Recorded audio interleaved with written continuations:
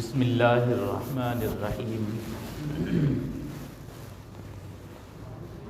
نحمدہ ونصلی علی رسولہ الکریم اما بعد اعوذ باللہ من الشیطان الرجیم بسم اللہ الرحمن الرحیم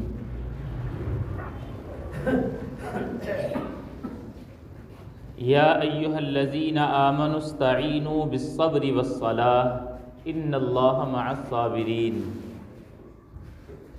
وقال النبی صلی اللہ علیہ وسلم شعبان شہری ورمضان شہر اللہ وعن عائشہ رضی اللہ تعالی عنہا قالت کان احب الشہور الی رسول اللہ صلی اللہ علیہ وسلم ان یصومہ شعبان ثم یصلہ برمضان او کما قال علیہ الصلاۃ والسلام۔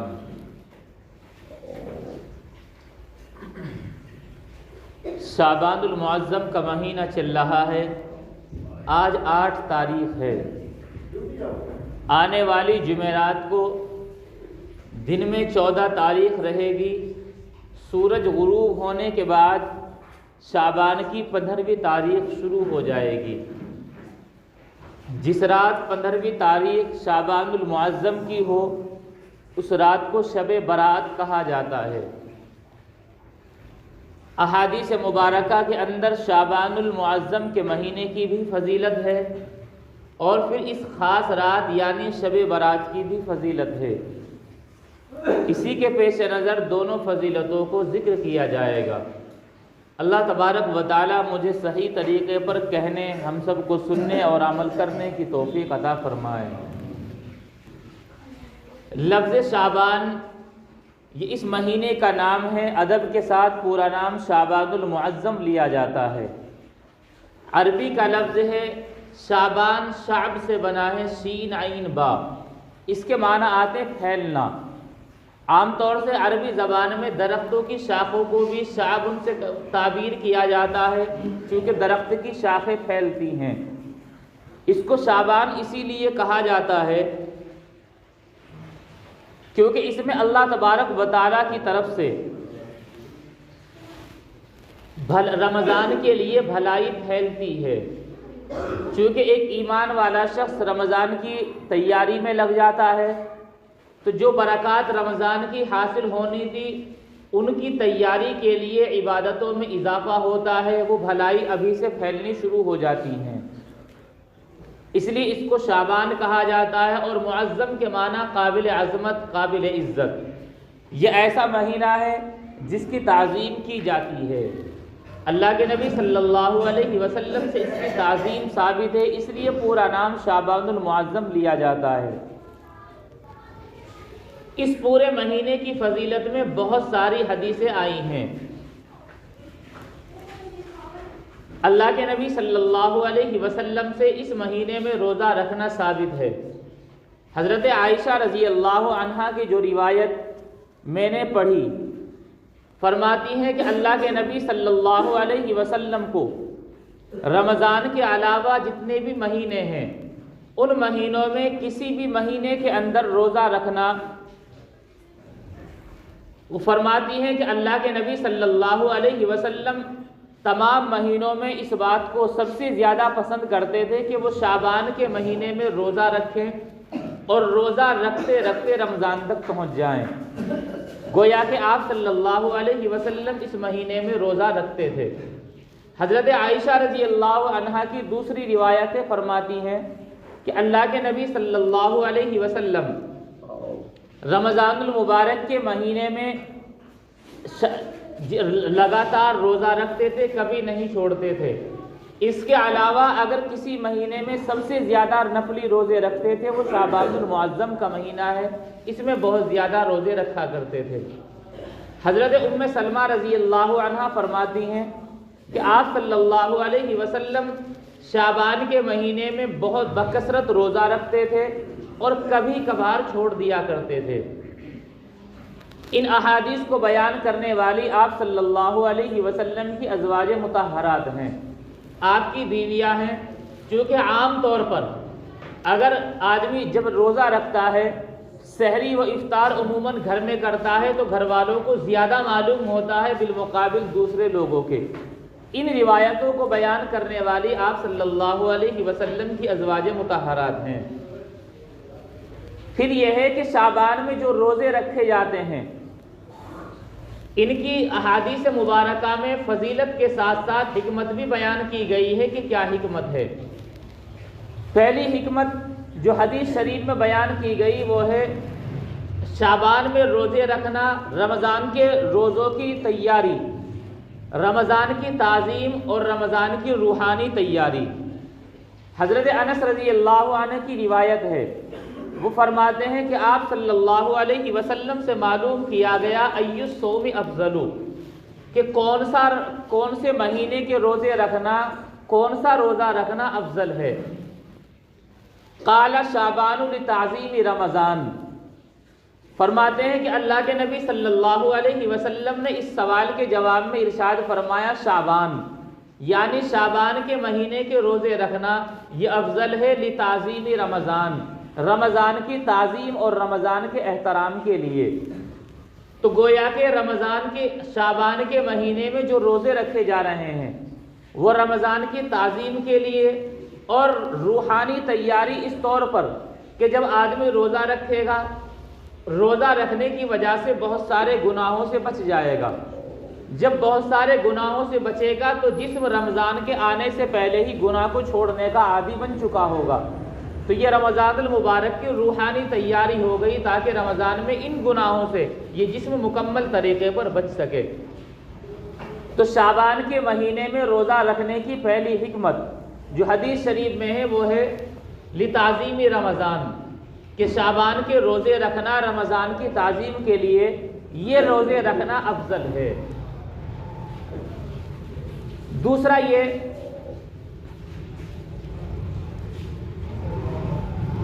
اس مہینے میں شعبان کے مہینے میں اللہ تبارک و تعالیٰ کی بارگاہ میں اعمال پیش کیے جاتے ہیں۔ اللہ کے نبی صلی اللہ علیہ وسلم کی حدیث ہے کہ شعبان کا مہینہ رجب اور رمضان کے درمیان ہے، لوگ اس کی فضیلت سے غافل ہیں، حالانکہ اس مہینے میں لوگوں کے اعمال پروردگار کی جانب پیش کیے جاتے ہیں، اور میں اس بات کو پسند کرتا ہوں کہ میرے اعمال اللہ کی بارگاہ میں ایسی حالت میں پیش ہوں کہ میں روزے کی حالت میں ہوں۔ تو دوسری حکمت آپ صلی اللہ علیہ وسلم کی حدیث سے یہ ثابت ہوئی کہ اس مہینے میں اعمال اللہ کے یہاں پیش ہو رہے ہیں، اور جب ہمارے اعمال پیش ہوں ہم روزے سے ہوں، آپ صلی اللہ علیہ وسلم فرماتے میں اس بات کو زیادہ پسند کرتا ہوں۔ تیسری حکمت جو حدیث شریف میں ہے، آپ صلی اللہ علیہ وسلم نے فرمایا اس مہینے میں اللہ تبارک و تعالیٰ سال بھر کے بہت سارے اعمال بہت ساری چیزیں فرشتوں کے حوالے کرتے ہیں۔ جیسے اس سال میں جتنے لوگ مریں گے اللہ تبارک و تعالیٰ ان سب کی فہرست فرشتوں کو دے دیتا ہے کہ یہ اس سال میں مرنے والے لوگوں کی فہرست ہے۔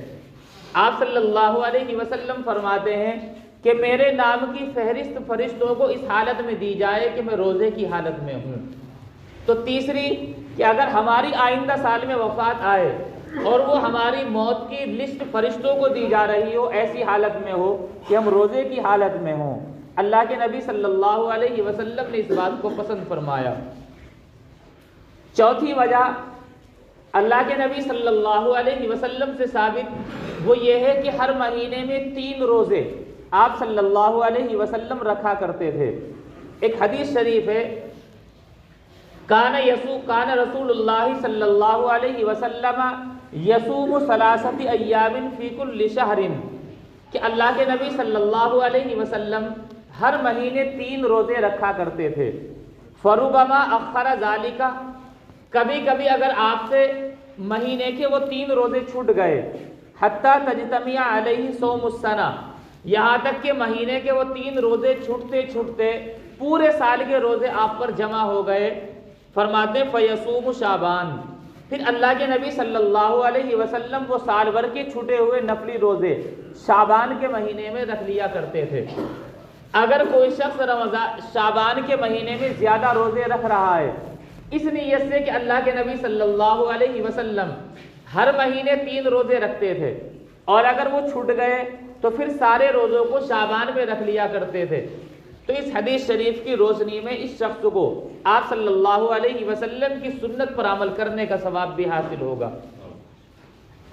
تو گویا کہ شعبان میں روزہ رکھنے کی 4 حکمتیں جو احادیث شریفہ میں الگ الگ بیان کی گئی، وہ ساری فضیلتیں اور حکمتیں اس شخص کو حاصل ہو جائیں گی جو شعبان کے مہینے میں روزہ رکھے۔ یہ تو تھی ماہ اس پورے مہینے اس شعبان کی فضیلت۔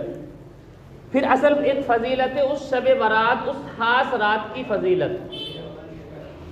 یہ 2 لفظوں سے مل کر بنا ہے، ایک فارسی کا ہے، ایک عربی کا ہے۔ شب کے معنی رات کے ہیں، یہ فارسی کا لفظ ہے، اور براعت یہ عربی کا لفظ ہے، اس کے معنی چھٹکارا حاصل کرنا، براعت حاصل کرنا۔ حضرت شیخ عبد القادر جیلانی رحمۃ اللہ علیہ بیان فرماتے ہیں کہ اس کو شب برات کہا جاتا ہے چونکہ اس رات میں 2 طرح کے لوگوں کو یا 2 طرح کی براعتیں حاصل ہوتی ہیں۔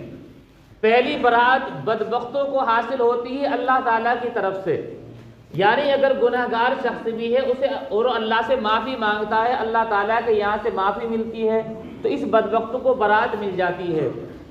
دوسری برات اللہ تعالیٰ کے ولیوں اور دوستوں کو دنیا کی ذلت و رسوائی سے ملتی ہے کہ اس رات میں انہیں زیادہ قرب اللہ کا حاصل ہوتا ہے۔ تو عام بدبختوں کی برات کہ اللہ کی طرف سے معافی کا اعلان، اللہ کے دوستوں اور ولیوں کی برات کہ دنیا کی ذلت و رسوائی سے برات انہیں حاصل ہوتی ہے۔ اس رات کو شب برات کہا جاتا ہے، چھٹکارے کی رات کہا جاتا ہے۔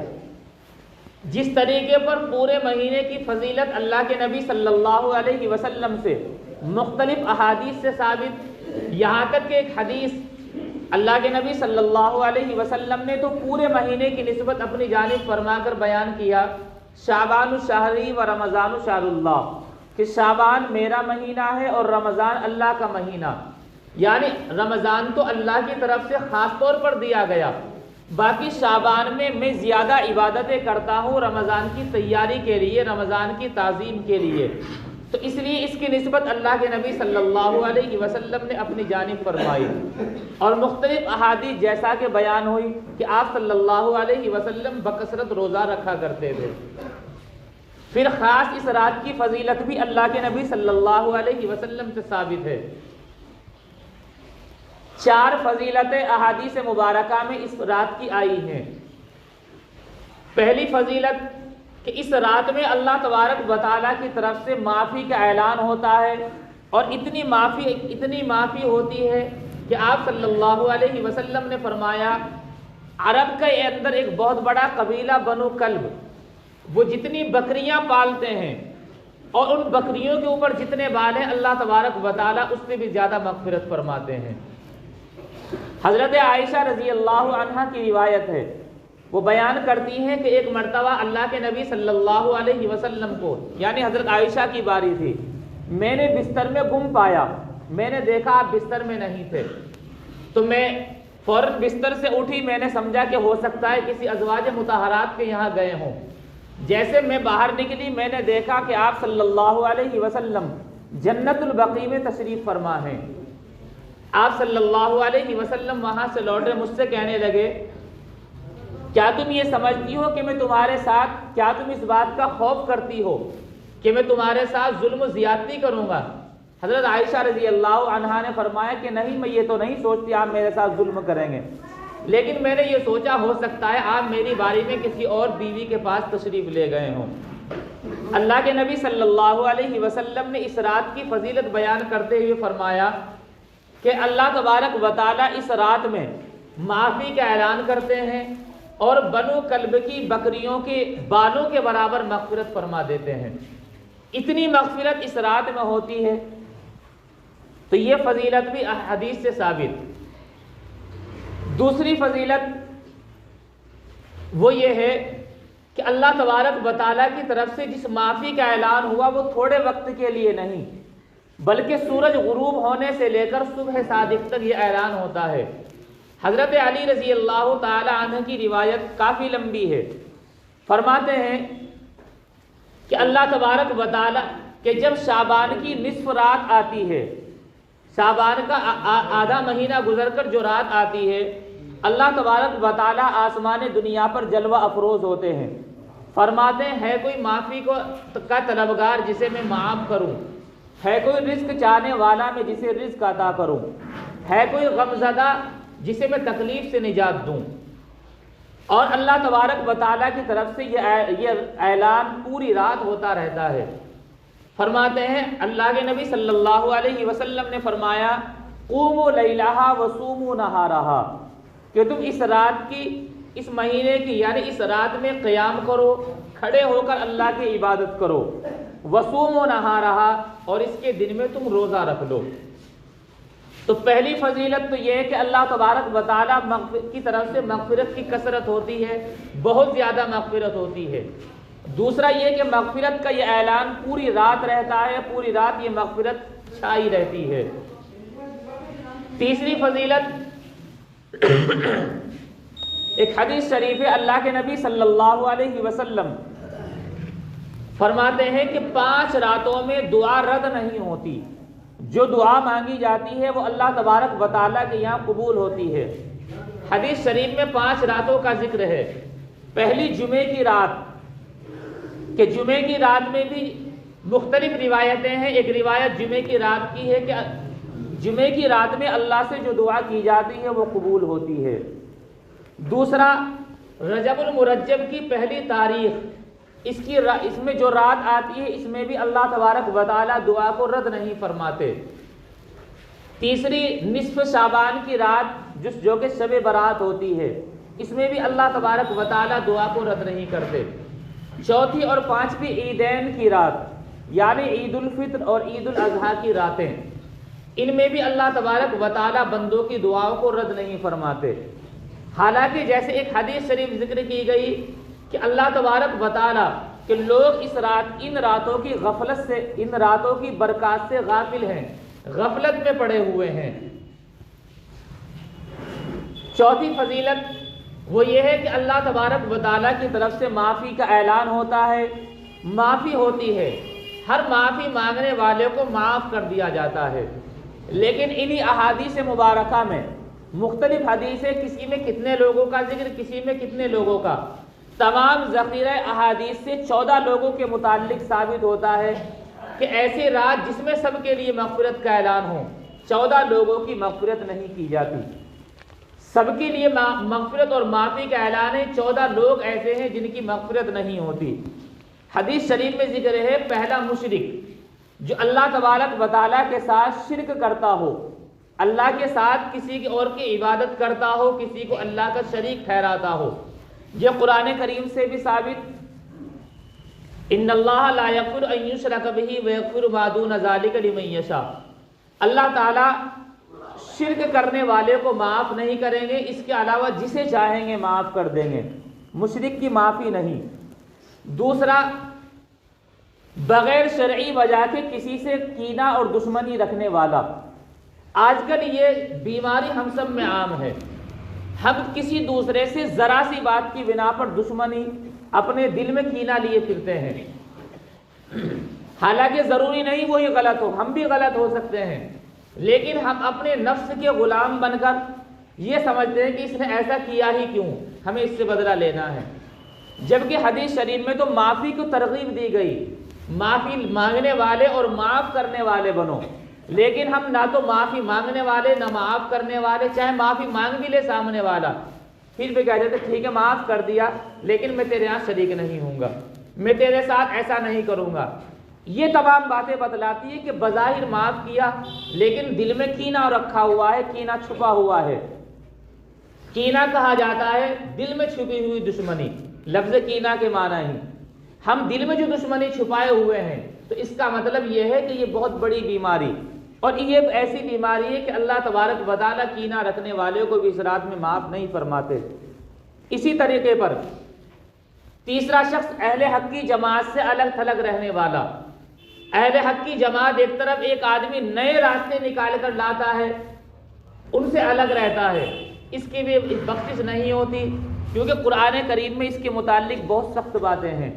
وَمَن يُشَاقِقِ الرَّسُولَ مِن بَعْدِ مَا تَبَيَّنَ لَهُ الْهُدَىٰ وَيَتَّبِعْ غَيْرَ سَبِيلِ الْمُؤْمِنِينَ نُوَلِّهِ مَا تَوَلَّىٰ وَنُصْلِهِ جَہَنَّمَ، کہ جو رسول کی مخالفت کرے گا جبکہ اس کے پاس کھلی ہوئی دلیلیں آ چکی، آگے ہے وَيَتَّبِعْ غَيْرَ سَبِيلِ الْمُؤْمِنِينَ، مومنوں کے راستے کو چھوڑ کر الگ سے راستہ نکالے گا، الگ سے راستہ چاہے گا، نُوَلِّهِ مَا تَوَلَّىٰ، ہم اس کی رسی اس کے کاندھے پر چھوڑ دیں گے، اس کو اس کے حال پر چھوڑ دیں گے، اور آخری یہ ہے وَنُصْلِهِ جہنم، ہم اس کو جہنم میں داخل کریں گے۔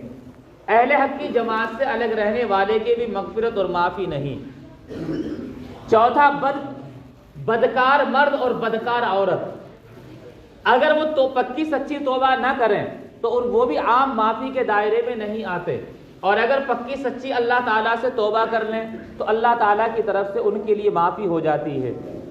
پانچواں ہے رشتے ناطے توڑنے والا، جو شخص اپنی ذاتی کی بنیاد پر رشتے ناطے ختم کرتا ہے، جبکہ قرآن کریم میں بھی اس کا حکم دیا گیا اور احادیث مبارکہ کے اندر بھی، پھر بھی وہ رشتے ناطے توڑتا ہے، اس کی بھی مغفرت اور معافی نہیں۔ چھٹا شخص اپنے ازار کو ٹخنوں سے نیچے لٹکانے والا، احادیث مبارکہ اس کے متعلق بہت ساری ہیں، بڑی سخت وعیدیں بھی ہیں، اور ایک عام حکم یہ ہے کہ اس کی اس رات میں مغفرت نہیں ہوتی۔ ساتواں شخص ماں باپ کا نافرمان، ہم یہ سمجھتے ہیں ماں باپ نے ایک کام کیا اسے ہم نے نہیں کیا، صرف یہی نافرمانی، بلکہ ماں باپ کی نافرمانی ہر چیز کو شامل ہے۔ ہم ماں باپ کی نافرمانی بہت سارے معاملات میں تو ہم یہ سمجھتے ہیں شاید یہ کم عقل ہیں، ان کے اندر دماغ اب نہیں بچا، ہم جوانی میں ہمیں عقل زیادہ ہے، جبکہ ماں باپ کی نافرمانی جوانی، بچپن، بوڑھاپا، اس میں قید نہیں، کب کسی بھی عمر میں آپ پہنچ جائیں، ماں باپ پہنچ جائیں، ان کی نافرمانی کسی حال میں جائز نہیں۔ ماں باپ کے نافرمان کی بھی اس رات میں مغفرت نہیں ہوتی۔ آٹھواں، شراب کا عادی، نشہ کرنے والا، اگر کوئی نشے کا عادی ہے، اگر پکی سچی توبہ نہ کر لے تو معافی نہیں، پکی سچی توبہ کر لے گا اللہ کی طرف سے معافی کا اعلان۔ نوواں شخص ہے قاتل، جو کسی کو ناحق قتل کرنے والا، اگر شرعی جرم ثابت ہو چکا تھا، شرعی طور پہ سزا دی گئی، وہ الگ ہے، لیکن عام طور پر جو ذرا سی بات پر آج کل آدمی غصے میں اور خون گرمی کی وجہ سے دوسرے کو قتل کر ڈالتا ہے، یا بعض علماء نے لکھا ہے کہ خودکشی کرنے والا بھی اسی میں شامل ہے، جو شخص خودکشی کرے، اپنے آپ کو قتل کرے، اس کی بھی معافی نہیں۔ 10واں شخص جبرن اور زبردستی ٹیکس وصول کرنے والا، بعض دفعہ حکومتیں کرتی ہیں، بعض دفعہ کچھ لوگ ہفتہ اور مہینہ وصول کرتے ہیں لوگوں سے جبرن، غنڈہ گری کی بنا پر، حدیث شریف میں اس کی بھی اس رات میں مغفرت نہیں ہوتی۔ 11واں شخص جادوگر، جادو کرنے والا، جادو کو پسند کرنے والا۔ 12واں شخص آج کل بہت چل رہا ہے، ہاتھوں کو دیکھ کر، ہاتھوں کی لکیریں دیکھ کر قسمتیں بتاتے ہیں، یہ بتانے والا اور اس پر یقین کرنے والا کہ تیری قسمت میں یہ لکھا ہے ایسا ہوگا، اس کو بتانے والا یا اس کو حق ماننے والا، ان کی بھی مغفرت نہیں۔ 13واں شخص، کچھ لوگ ہاتھ کو دیکھ کر بتاتے ہیں، کچھ ستاروں کو دیکھ کر نام معلوم کیا، اس کا نمبر نکالا کہ تیرا یہ ستارہ بیٹھتا ہے، اس ستارے کے اعتبار سے تیری قسمت ایسی رہے گی، جبکہ تقدیر پر ایمان لانے کا حکم دیا گیا۔ ان لکیروں پر یا ستاروں کو جانچنے والا تقدیر سے ہٹ جاتا ہے، اس لیے ستاروں کو دیکھ کر باتیں بتانے والا یا ان پر یقین رکھنے والا، اس کی بھی مغفرت نہیں۔ اور 14واں شخص جس میں ہم شامل ہیں، سبھی میں ہیں، اس میں طبلہ اور ڈھول باجا بجانے والا، باجے میں ہر وہ چیز شامل ہے جو ساز، سنگیت، جو چیز اس میں شامل ہوتی ہیں۔ پرانے زمانے میں سادے باجے تھے تو ان کا ذکر ہے، آج کے دور میں جتنے بھی اس سے بڑھ کر باجے آ رہے ہیں، چاہے وہ موبائل کے اندر ہی گانے اور ان کے میوزک ہوں، وہ تمام چیزیں اس میں شامل ہیں۔ ان کو بجانے والا چاہے کاروبار کے اعتبار سے یا صرف اپنی طبیعت کو خوش کرنے کے لیے کرتا ہے، یہ سب اس میں شامل ہیں۔ ان 14 لوگوں کی مغفرت اس رات میں نہیں، مختلف احادیث سے یہ چیزیں ثابت ہیں۔ اس لیے اللہ کی طرف سے اگر ہمیں کوئی رات ملی ہو تو اس کی قدر کرنی چاہیے اور اس کو صحیح طریقے پر گزارنا چاہیے۔ اس میں جو فضیلتیں آئی ہیں ان سے فائدہ اٹھانا چاہیے۔ اللہ تبارک و تعالی عمل کی توفیق عطا فرمائے۔ وآخر دعوانا ان الحمد للہ رب العالمین۔